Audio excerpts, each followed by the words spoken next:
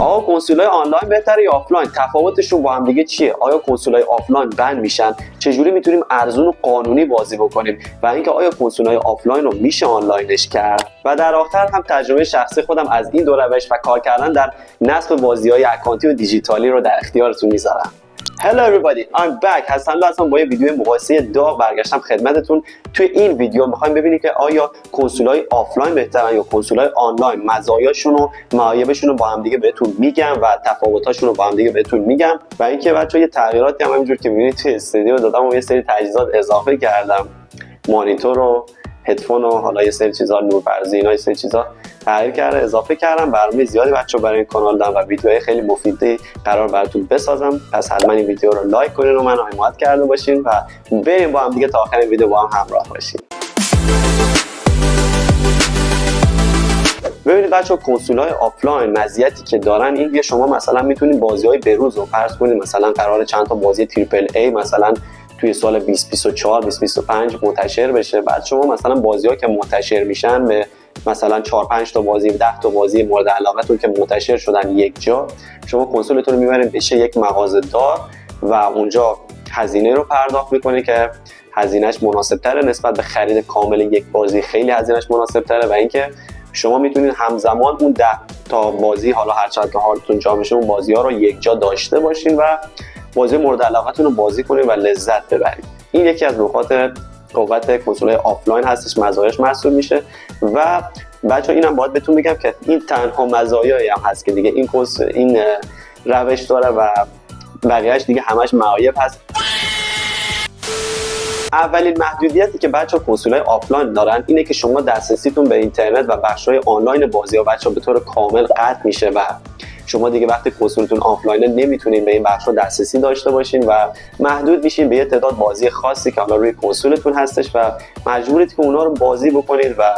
در صورتی که بخواید بازی جدید اضافه بکنید حتی یه دونه بازی هم بخواید اضافه کنید بچه‌ها تمام اون بازی قبلی پاک میشه و مجدد شما باید هزینه یک هارد پر رو به اون مغازه‌دارا پرداخت بکنید تا برای شما بازی نصب بکنن و بتونید دوباره بازی بکنید. یه جورایی انگار بچه‌ها شما دارین پولتون رو دور می‌ریزین. درسته که شما مثلا با یه هزینه کمتری میایین اون 5 تا 6 تا حالا هر تعداد بازی رو تجربه می‌کنید، اما این پولی که شما پرداخت می‌کنید دیگه قرار نیست به شما برگرده و شما صاحب چیزی عملاً دارین نمیشین و عملاً دارین پولتون رو دور می‌ریزین. دومین نکته منفی که بچه‌ها میتونم بهتون بگم اینه که کنسول‌های آفلاین بچه‌ها این روش یک کار غیرقانونی هستش و اگر مایکروسافت و سونی هر کدومشون متوجه این موضوع بشن که شما دارین از اکانت‌های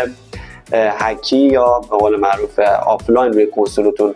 استفاده میکنه، اگه این موضوع متوجه بشن کنسولتون بچه‌ها بند میشه حالا به صورت موقت یا دائم. و اگه کنسولتون بچه‌ها این اتفاق براش بیفته که بدترین اتفاق ممکن برای کنسولتونه، دیگه عملا شما دسترسیتون به طور دائم به اینترنت و بخش آنلاین کنسولتون قطع میشه و هیچ کس هم دوست نداره یه همچین کنسولی رو بخره و دستتون میمونه و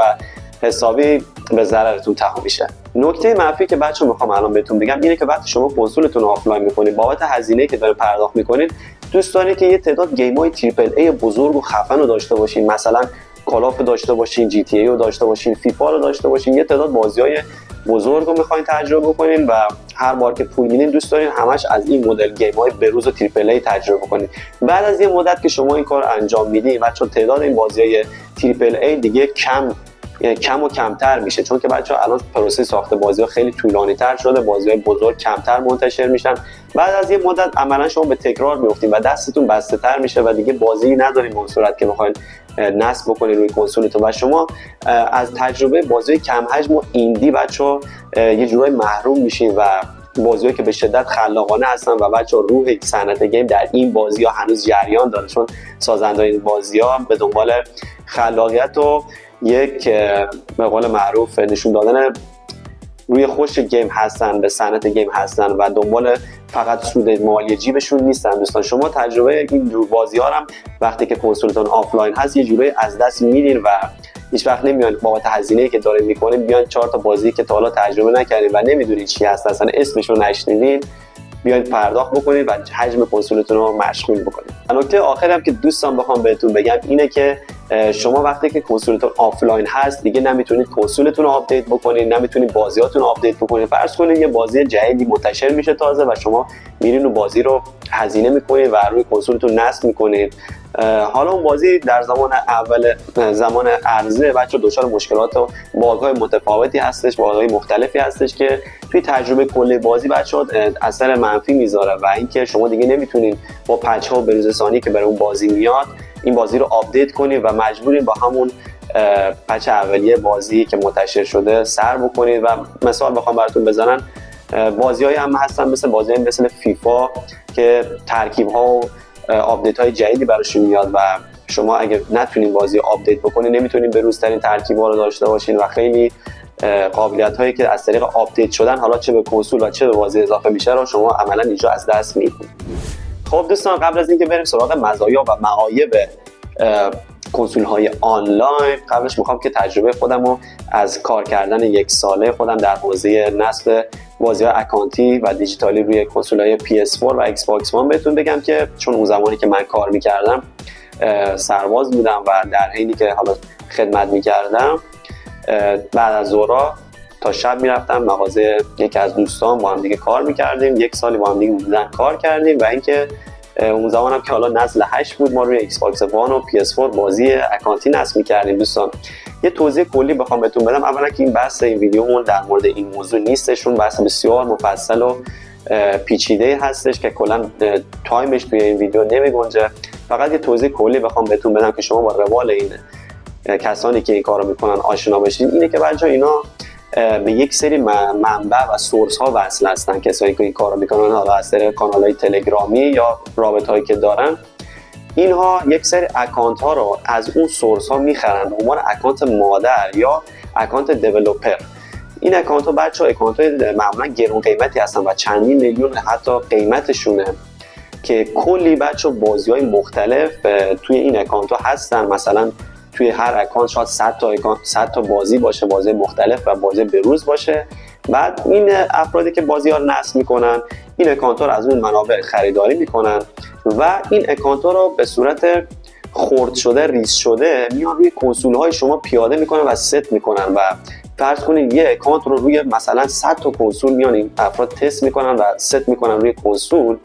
و بلافاصله بعد از اینکه اکانت رو ست کردن بازی‌ها رو یک دور اجرا میکنن و از اینکه مطمئن شدن همه بازی‌ها اجرا میشه بچه‌ها دسترسی کنسول به اینترنت رو قطع میکنن.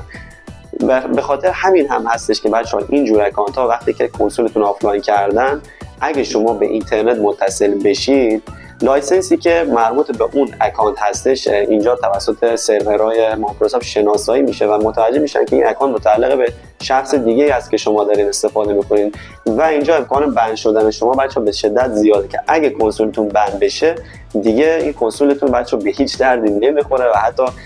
کسی نمیاد این کنسول از شما بخره. اگه کنسولتون بند بشه شما فقط همون تعداد بازی که حالا روی دستگاهتون هست و اونم شاید امکان داره اگه بند بشین همون بازی‌ها هم بچه‌ها قفل بشه و دیگه عملا نمیتونین وقتی به اینترنت وصل نمیتونین بشین نمیتونین هم بازی جدید روش نصب کنید و عملا کنسولتون دیگه به هیچ دردی نمیخوره. در کل دوستان سعی بکنید اطلاعاتتون در این زمینه بالا ببرید و اینکه هر چی که این فروشنده‌ها و این افرادی که بازی‌ها رو نصب می‌کنن بهتون میگن بچه‌ها گوش نکنید. هیچ تضمینی تو این راه وجود نداره و اگه دوست دارید اطلاعاتتون رو بالا ببرید و این نکات ترفندها رو بدونید فقط کافیه که کانال رو ساب داشته باشید و این ویدیو رو هم لایک کنید.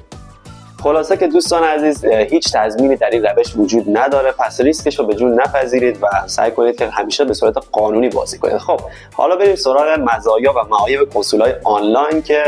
بخش مهم این ویدیو بچه‌ها از اینجا به بعد شروع میشه. خب بریم سراغ مزایای کنسول‌های آنلاین.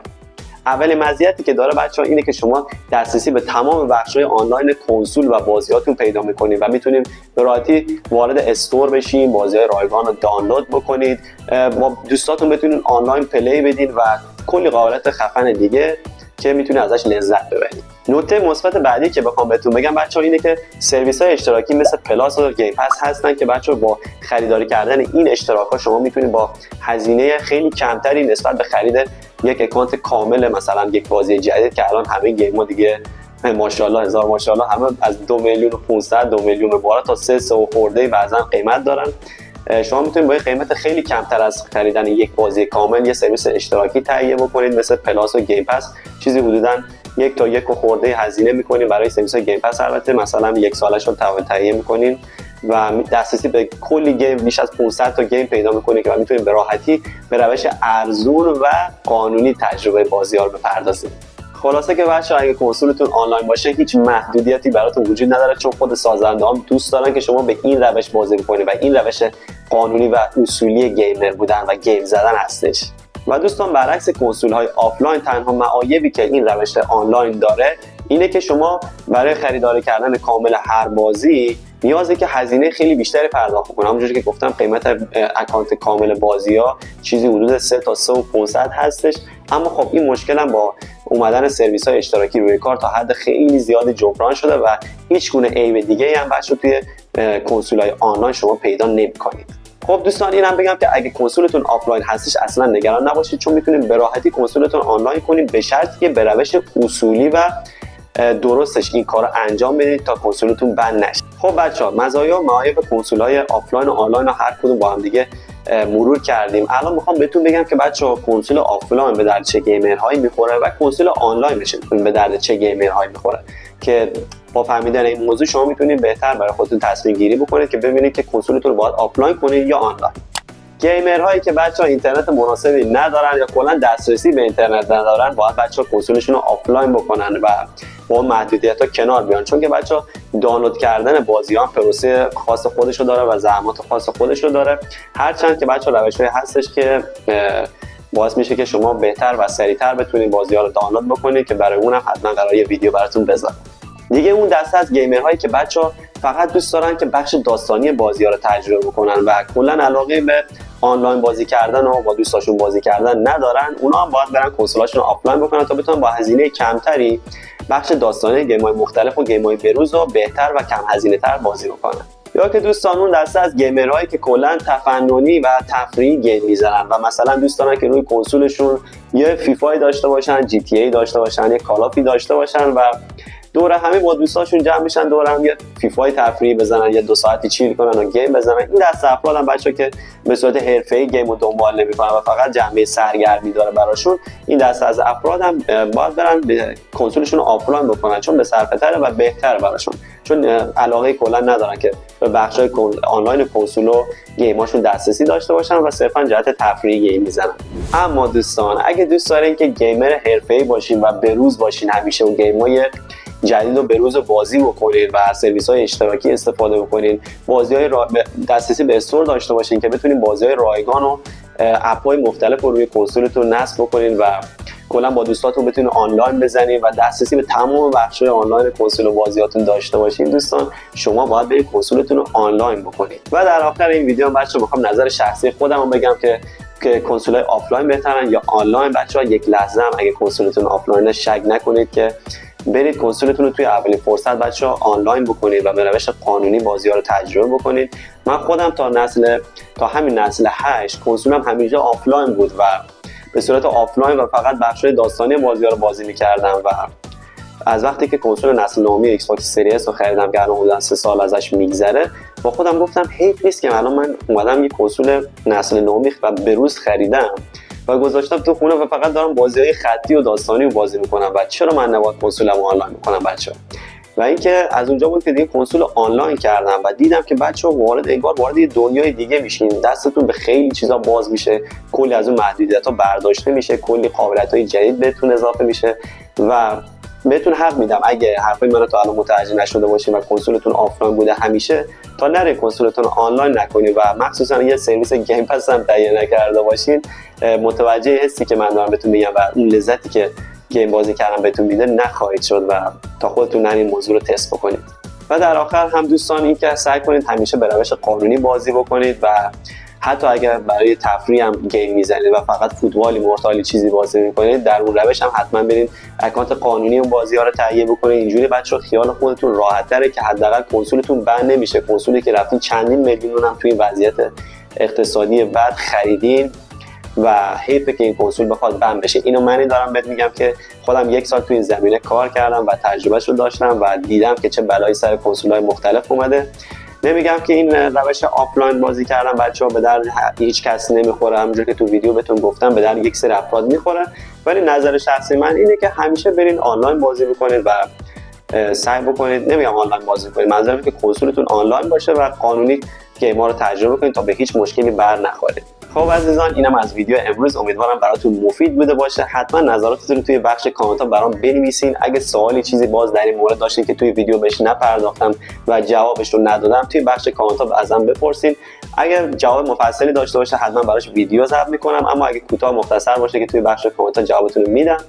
امیدوارم از این ویدیو لذت برده باشین. اگه تا اینجای ویدیو با من همراه بودین و براتون مفید بود، ممنون میشم که این ویدیو رو لایک بکنین و کانال من رو به دوستاتون معرفی بکنین و این بهترین تبلیغ برای کانال من هستش. توی کانالم بچه‌ها کلی از این ویدیو آموزشی قراره براتون بذارم، ویدیوهای مقایسه‌ای داریم، لیتس پلی داریم و کلی اخبار حواشی دنیای گیم و هر چیزی که در مورد گیم باشه اینجا با هم دیگه مرور می‌کنیم. امیدوارم که حال دلتون همیشه خوب باشه و گیم زدن لذت ببرید بچه‌ها. تا یه ویدیو دیگه دوستان، پیس اوت.